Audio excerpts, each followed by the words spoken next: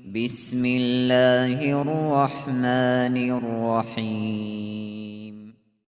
محترم سامعین، ہر پیر اور جمعرات کو بعد اثر درس کے سلسلے میں ہم اسلامی تہذیب کے ان اصول اور آداب کو سماعت فرما رہے ہیں جو ہمیں قرآن و سنت کے ذریعے اللہ اور اس کے رسول نے عطا فرمائے۔ گزشتہ جمعرات کو ہمارے سامنے راستے کے آداب آئے تھے۔ اب ایک اور بہت اہم موضوع کے تحت آداب آ رہے ہیں، اور یہ وہ آداب ہیں جن کو ہر مسلمان کو جاننے اور سمجھنے کی ضرورت ہے، اور خصوصاً ان لوگوں کو جو ابھی طالب علم ہیں، علم کا حصول ابھی جاری ہے۔ ویسے تو اسلام میں ایک مومن جو ہوتا ہے، چاہے وہ حافظ ہو، عالم ہو، قاری ہو، مفتی ہو، فاضل ہو، کچھ بھی ہو، اگر دیکھا جائے تو وہ مرتے دم تک طالب علم ہی رہتا ہے، کیونکہ اسلام پوری زندگی کا دین ہے، اور ہر انسان کو اپنی زندگی کے اندر بے شمار معاملات سے سابقہ پیش آتا ہے، اس لیے اس کو اس معاملے میں اپنے دین کا حکم جاننا ضروری ہے، اور اسی کا نام طلب علم ہے، علم حاصل کرنا۔ اسلام میں علم حاصل کرنے کا مطلب اسکول مدرسے کا علم نہیں ہے۔ ہمارے صحابہ اکرام جو ہیں وہ کوئی بستہ وستہ لگا کے پین کاپی لے کے نہیں گئے علم حاصل کیا ہونا۔ اللہ کے نبی واعظ فرماتے تھے، آیات جو نازل ہوتی وہ پڑھ کر سناتے تھے، وہ یاد کر لیتے تھے اور پھر وہ دوسروں تک پہنچاتے تھے۔ بس اس طرح انہوں نے علم کے سمندر بہا دیے۔ آج سہولتیں بہت زیادہ ہیں، مگر علم کا نام و نشان نہیں۔ اگر ہے تو بس یا تو پھر وہ روزی روٹی کی فکر میں سرگرداں ہے کوئی، اور کوئی اس دین کے علم کے ذریعے بھی اپنی دو وقت کی روزی روٹی چلانے کے چکر میں پھنسا ہوا ہے۔ حالانکہ علم نام ہے ایک روشنی کا، اور اس کو ہر جگہ پھیلنا چاہیے تاکہ سب کو اس کا فائدہ ملے، کم ہو یا زیادہ۔ اندھیرا بہت زیادہ ہے، ہمارے پاس مرکوری بلب کی استطاعت نہیں ہے، چراغ بھی جلا سکتے، منع نہیں ہے، تھوڑی روشنی تو ہے نا۔ اگر ایسا ہوتا رہتا تو آج یہ امت اتنے اندھیروں میں نہیں بھٹکتی، اتنا بڑا دین رکھ کر، اتنی بڑی تعلیم رکھ کر۔ یہ دیکھیے طلب علم کے آداب، علم کیا ہے، علم کا ادب کیا ہے، استاد کا مقام کیا ہے، طالب علم کا مقام کیا ہے، علم کی اہمیت اور فضیلت کیا ہے، یہ اسلام نے سکھایا، مسلمانوں نے بتایا دنیا کو۔ آج یہی ملت سب سے زیادہ علم سے دور بھاگی ہوئی ہے، اسی ملت میں علم کی کمی ہے۔ علم، اور پھر علم کے نام سے جو آج عصری تعلیم کا ایک نظام چل رہا ہے، یہ اپنی جگہ ہے، لیکن ایک مسلمان کے لیے ان سب سے پہلے علم دین ضروری ہے، جس کے ذریعے وہ اپنے آپ کو مومن اور مسلم سمجھ سکے، بنا سکے۔ اور یہ اسلام میں کوئی ایسا نہیں ہے کہ بھئی اسکول نہیں گیا، کوئی نہیں گیا،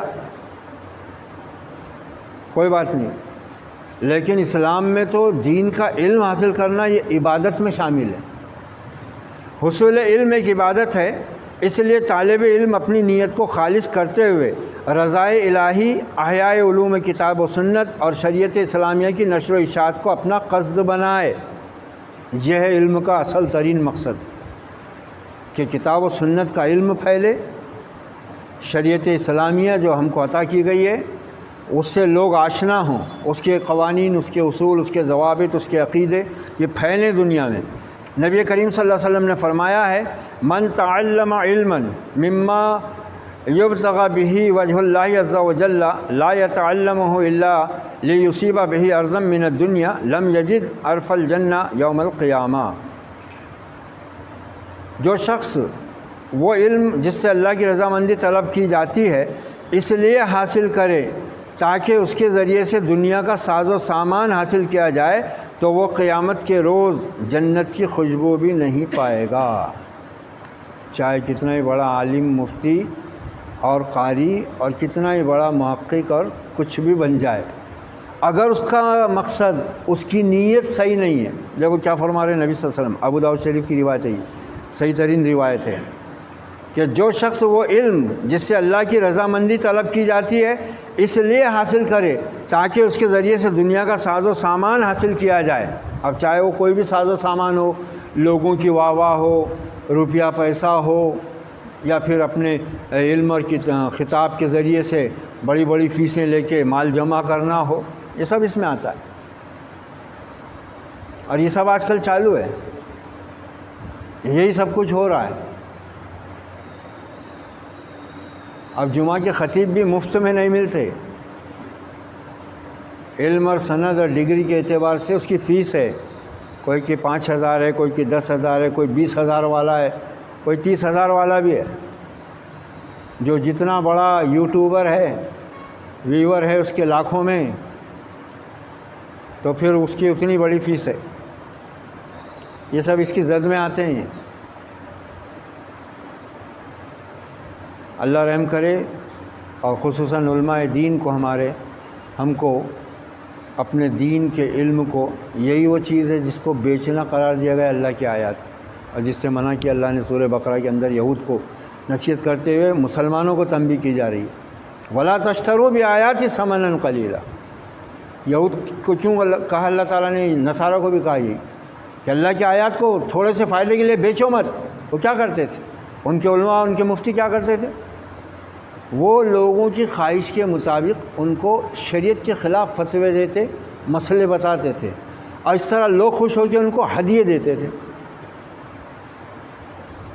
لوگوں کا بھی کام نکل جاتا تھا، پریشانی نہیں ہوتی تھی، ان کی دنیا بن جاتی تھی۔ اس امت میں تو آج لاکھوں کی تعداد میں ایسے لوگ جو اپنی دنیا بنانے کے لیے کئی ایک کی آخرت کو تباہ کر رہے ہیں، اور یہ سب سے بدترین خسارہ ہے۔ اللہ حفاظت فرمائے مسلمان کی اور ہر علم والے کی۔ ریا، نمود، تکبر و تعلی اور فخر و غرور سے دور رہ کر وضاقت اور صفائی ستھرائی میں اسلامی آداب کا پاس و لحاظ رکھے، یہ دوسرا ادب ہے۔ یہی وجہ ہے کہ ہمارے آج بھی جتنے بڑے مدرسے ہیں ان میں آپ کو اس میں فرنیچر نہیں ملے گا، کرسی، ٹیبل، ڈیسک وغیرہ کا استعمال نہیں ہے، نیچے دو زانوں بیٹھ کے بس تپائی رہتی ہے، سامنے قرآن شریف، حدیث کی کتابیں وغیرہ رکھنا، بڑے بڑے جامعہ میں ہمارے۔ اب لوگ اس پہ بڑی بال کی کھال نکالتے ہیں، ایسا نہیں ہے، سہولت ہے تو یہ نہیں ہے بابا، ہر چیز کا اپنا ایک اثر ہوتا ہے، ہر چیز کا اپنا ایک اثر ہوتا ہے۔ اصحاب صفہ کا چبوترا آج تک کیوں باقی ہے مسجد نبی میں؟ کیا بتانے کے لیے باقی ہے؟ کیوں رکھا گیا بھائی وہ چبوترا؟ روضہ نبوی سے بالکل ایسا لگا ہوا ہے، ریاض الجنہ کے بالکل تھوڑا سا ہٹ کر سامنے کونے میں، لوگ وہاں بیٹھ کر 2 رکعت پڑھنے کو اپنی سعادت سمجھتے، اور مجھ کو تو بدقسمتی سے نزدیک جانے کا موقع ملا نہیں رش کی وجہ سے، وہ دھکم پیل کرنا وہ تو مسجد کے آداب کے خلاف ہے، وہ تو مسجد نبوی ہے، اس سے بہتر یہ ہے کہ آدمی اس سے محروم رہ جائے مگر گناہ نہ مول لے۔ میں نے دیکھا تو نہیں، سنا کہ اس میں آج بھی حکومت نے وہ چکنے ٹائلس نہیں لگائے ہیں، اس میں کھردرا بیڈ ڈالا ہوا ہے، کیونکہ ان اصحاب صفہ نے ایک مرتبہ بارش ہو گئی رات میں، اچھی خاصی کیچڑ ہو گیا، کہا رسول اللہ یہاں سب کیچڑ ہو گیا ہوا ہے، ہمارے ہاتھ پیر پورے کیچڑ میں لت پت ہو رہے ہیں، کہا جاؤ اور موٹی موٹی کنکریاں چن کر لاؤ اور اپنی اپنی جگہ بچھا دو۔ یہ کون لوگ تھے معلوم ہے؟ ان کے علم سے محدث بنے، مفسر بنے، سب جو آج ہیں نا، یہ طالب علم تھے۔ وہ علم بہت بڑی چیز ہے۔ وہ امام مالک کے ایک شاگرد نے بالکل صحیح بات کہی تھی، ان سے کسی نے پوچھا تھا کہ حضرت آپ امام مالک کے شاگرد ہیں، کتنے سال آپ نے علم حاصل کیا ان سے؟ کہا 20 سال۔ کہا 20 سال؟ کہا ہاں، لیکن علم تو میں نے 2 ہی سال حاصل کیا۔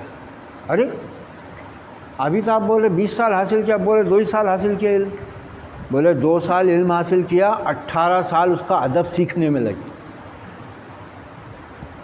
اس علم کا ادب سیکھنے میں 18 سال لگے۔ ایسی نہ تھوڑی ہوا کہ آج علماء کو ایرا غیرہ نتو خیرہ ہر ایک نشانے پہ لیے ہوئے ہیں۔ آج بھی دیکھو ان علماء کو جنہوں نے اس ملک کے اندر خاص طور سے اس علم دین کا چراغ جلا کر رکھا ہوا ہے، روکی سوکی کھا کے جیتے رہے، معمولی تنخواہوں پر اپنا فرض انجام دیتے رہے پوری دیانتداری کے ساتھ، اور ان کے پاس علم حاصل کرنے والے انہی بوریوں پر نیچے بیٹھ کر، پھٹی ہوئی چٹائیوں پر بیٹھ کر انہوں نے قرآن پاک کو یاد کیا ہل کے، دال کا پانی اور سوکھی روٹی کھا کر کھیلے، مذاق بنا لیے دین کو، دین کے علم۔ دیکھو ذرا تاریخ پڑھو نا اسلاف کی، اسلاف کی تاریخ پڑھ کے دیکھو علم کیسے حاصل ہوا ہے اور کیسے پھیلایا گیا۔ آج یہ ساری چیزیں بدقسمتی سے آ چکی ہیں۔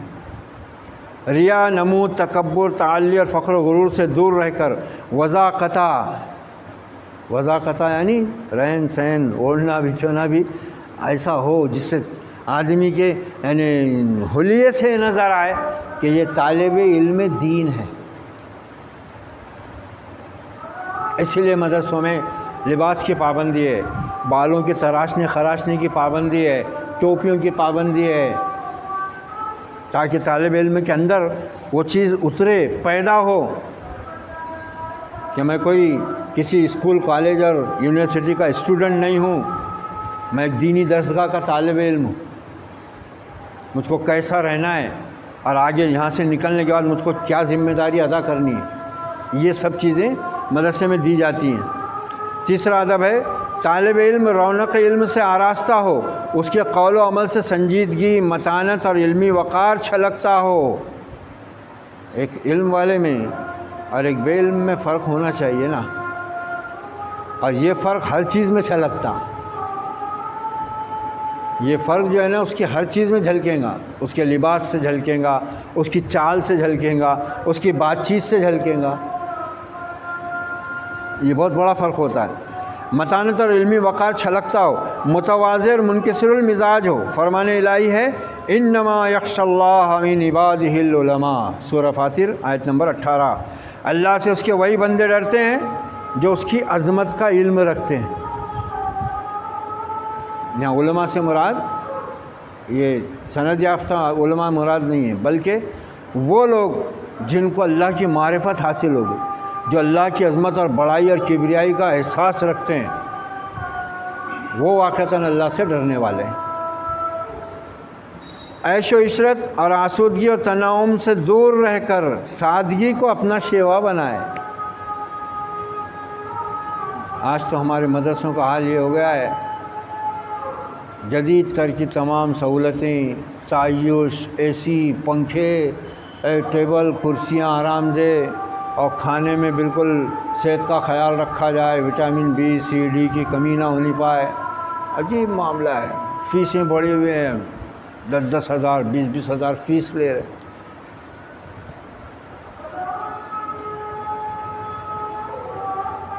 ہمارے اسلاف نے جو علم پھیلایا اور سکھایا نا، جن کی محنت کا نتیجہ آج بھی موجود ہے، انہوں نے کیسے کھایا کمایا ہے معلوم ہے؟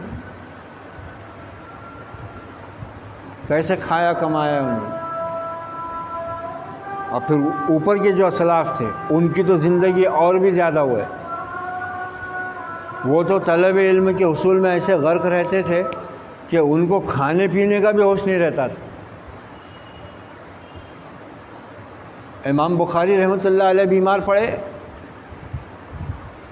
ان کا قارورہ یعنی پیشاب حکیم صاحب کو دیا گیا ٹیسٹ کے لیے۔ حکیم صاحب نے دیکھے، بولے یہ اس شخص کا پیشاب ہے جس نے 40 سال سے سالن چکھا بھی نہیں ہے۔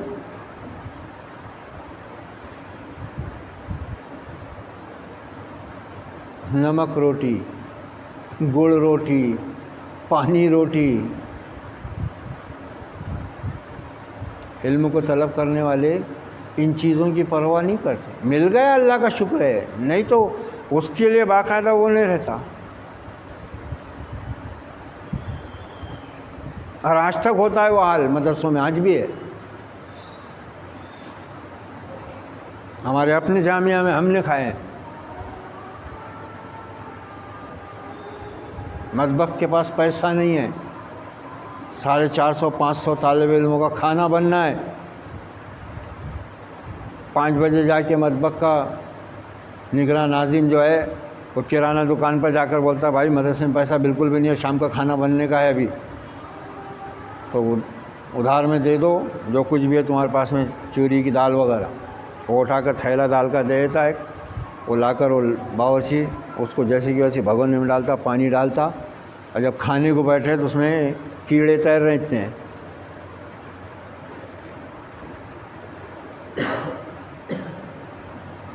اتنے بڑے بڑے کیڑے تیر رہے دال میں. اب دوسرا کچھ ہے نہیں، کیڑے ایک طرف نکالو کھاؤ. ہمارے اساتذہ بھی وہی جو عالم ہیں اپنے وقت کے بڑے بڑے، انہوں نے وہی ڈال کر. یہ علماء دین، یہ زندگیاں گزری ان کی. اور وہ جو ہمارے اساتذہ تھے نا وہاں موجود رہتے تھے، وہ گرے پڑے لوگ نہیں تھے. ارب پتی کروڑ پتی قسم کے لوگ تھے، ان کے ملے تھے، آموں کے باغ بڑے بڑے، اتر پردیش کی اس زرخیز زمین میں میدانی علاقہ، بڑے بڑے ان کے مکانات باڑے وطن میں ان کے یہاں پڑے ہوئے. اس طرح ہوتا ہے. یہ ہے وہ چیز. عیش و عشرت اور آسودگی و تنعم سے دور رہ کر سادگی کو اپنا شیوا بنائے، تکلفات سے دور رہے. یہاں تو آنے سے پہلے مینو جاری ہو رہا ہے، حضرت ناشتے میں یہ نوش فرماتے ہیں، دوپہر کا کھانا اتنے بجے اور یہ چلے گا. مسجد میں اور مدرسے کے کمرے میں نہیں ٹھہریں گے، کسی 3 اسٹار 5 اسٹار ہوٹل میں اے سی روم دیا جائے اور وہاں سے اجتماع کا لانے کے لیے اے سی کار کا انتظام کیا جائے. ہے نا اللہ کا دیا ہوا ہے، کافی مزہ اڑا رہے ہیں، ہم کیوں نہ اڑائیں؟ ٹھیک ہے نا بھائی، ٹھیک ہے اڑاؤ، لیکن علم دین سے یہ چیز میل نہیں کھاتی. علم دین تو زیادہ سے زیادہ تواضع، انکساری اور سادگی کو پسند کرتا ہے، سادگی پسند کرتا ہے. اور یاد رکھیے کہ جسم کو آرام و راحت دینے والا کبھی علم حاصل نہیں کر سکے گا.